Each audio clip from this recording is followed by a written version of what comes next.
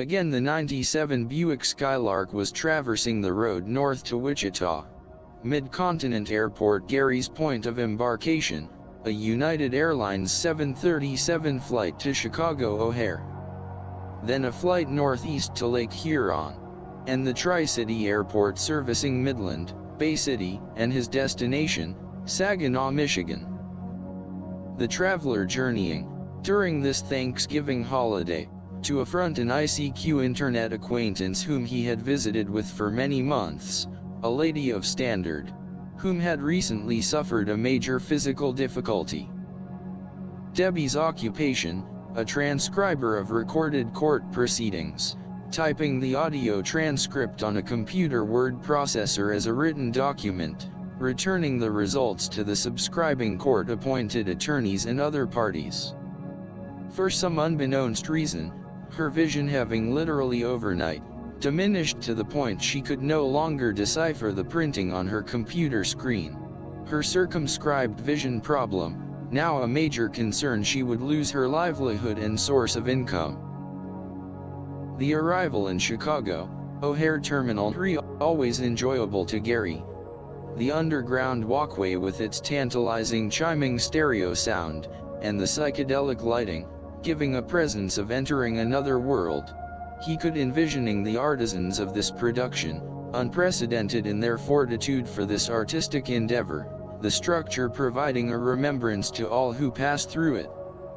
His travels continuing, boarding a 737 for the Michigan Tri-City Airport, disembarking, finally meeting Debbie and friend Vicky, who had provided the transportation, considering Deb's recent disability.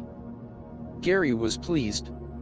Unlike other inaugural meetings with a new internet acquaintance, discovering their appearance didn't exactly correspond to a self-description or photo. Pleasantly surprised, Deb justified the photo she had posted. Gary looking forward to spending Thanksgiving with his Michigan internet friend, not surprised at the snow-laden covering on the ground, a norm for Michigan this time of the year. The person from Kansas, finding the unheralded hostess, providing a traditional Thanksgiving meal of turkey and all the trimmings, her sight not being impaired enough to distract from a kitchen performance. The following morning, the two traversing to the hospital for a scheduled MRI, hopefully to discover if there were any neurological reasons for her demise vision. The preliminary results reflecting no neurological problems, but a waiting period for the doctor's official reading remained. Gary having contemplated taking advantage of his Michigan journey to explore the Tri-City area and lakefront, but having never experienced the non-forecast snowfall from what was called the lake effect.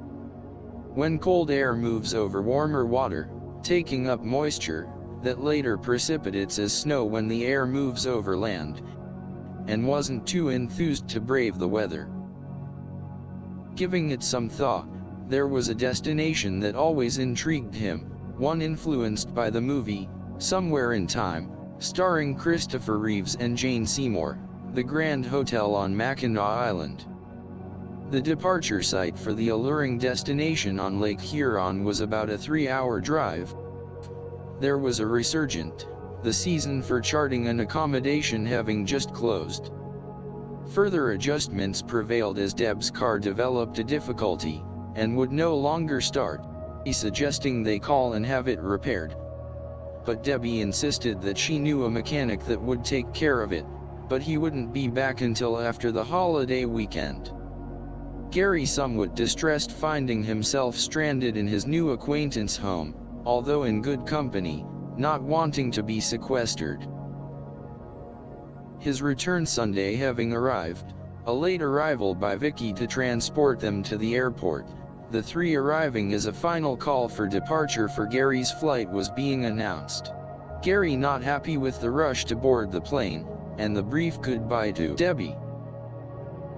Once aboard, the 737 remained on the Tri-City taxiway for a long time, questioning a stewardess to the reason for the delay.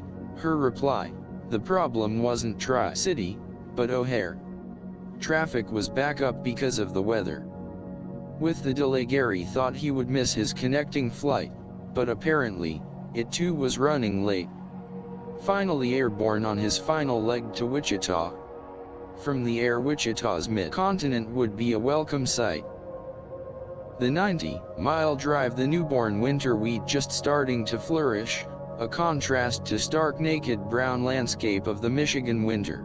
Gary's visit to Saginaw, Michigan somewhat enjoyable, his acquaintance with a friend acceptable in many regards, realizing a person-to-person confrontation trumps the written and spoken word.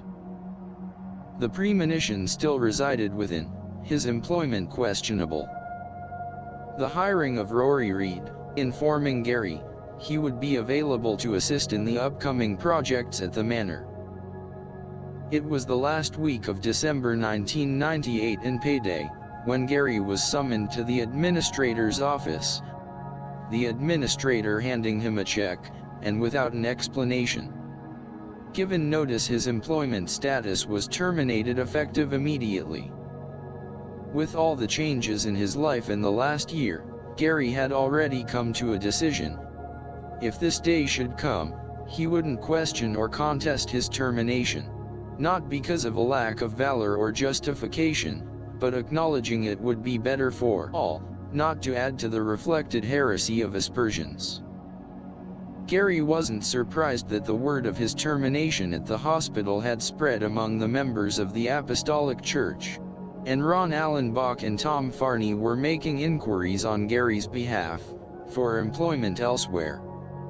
The days following his release were spent waiting on the monetary funds from his closed 403 hospital retirement account, considered his termination not a dismissal, but a liberation.